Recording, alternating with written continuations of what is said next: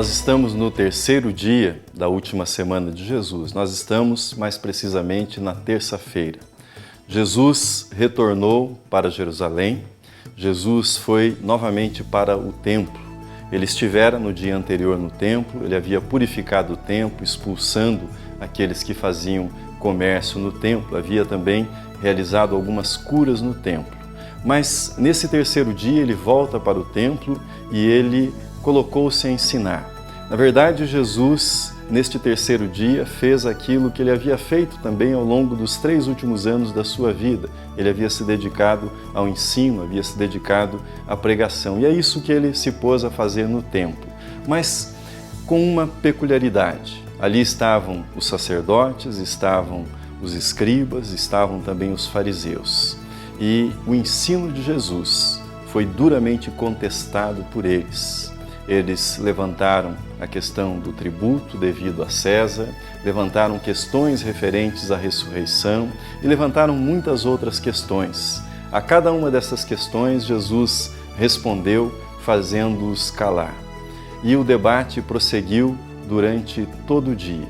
Certamente foi um dia muito difícil na vida de Jesus, porque ele estava frente a frente com a dissimulação religiosa. Ele estava frente a frente com pessoas que aparentavam santidade, aparentavam piedade, mas o coração estava imbuído de propósitos maléficos, propósitos destrutivos.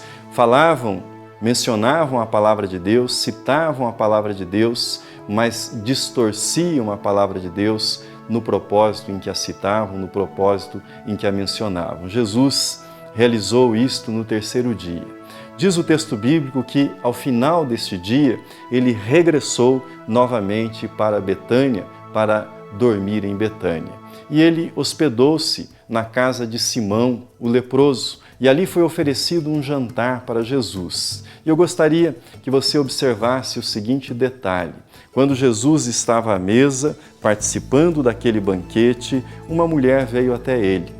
E tomando um bálsamo valiosíssimo, derramou-o sobre a cabeça de Jesus, ungindo. Novamente, o tema dinheiro reapareceu. Foi levantada a questão do desperdício. Por que aquele produto não era vendido e o resultado da venda não era revertido em benefício dos pobres? E os discípulos começaram a comentar isso. Jesus, percebendo que eles estavam comentando a esse respeito, dirigiu-se a eles, exortando-os. Os pobres, eles sempre teriam com eles e teriam sempre a oportunidade de fazer o bem, de ajudá-los. Entretanto, aquela mulher cujo nome não sabemos, não é a pecadora, narrada no capítulo 7 do Evangelho de Lucas. Também os detalhes são diferentes do capítulo 12 do Evangelho de João, no gesto feito por Maria. Mas aquela mulher foi elogiada por Jesus. E a razão do elogio de Jesus dirigido a ela, na frente dos seus discípulos, foi a seguinte: aquilo que ela fez foi uma antecipação à sua morte e aos preparativos que seguiriam a sua morte. E Jesus mencionou que aquilo que ela fez seria elogiado, seria sempre comentado por todo o mundo, e é isso que nós estamos fazendo nesta hora. Esse episódio traz uma reflexão importantíssima sobre a percepção do instante. Há coisas que nós podemos adiar, coisas que nós podemos fazer num dia, no outro, numa semana ou no mês seguinte, mas determinadas coisas apresentam-se para serem feitas num instante, naquele momento exato. Se fosse no dia seguinte, a mulher já não teria mais aquela oportunidade. O momento era aquele, o instante era aquele, e ela aproveitou bem o instante, prestando a sua homenagem a Jesus, derramando sobre Jesus toda a sua gratidão pelo amor que ela havia conhecido e experimentado na pessoa de Jesus. Talvez a pergunta que você se faça é a seguinte: como é que eu posso saber a diferença? Como eu posso discernir o momento apropriado de cada coisa?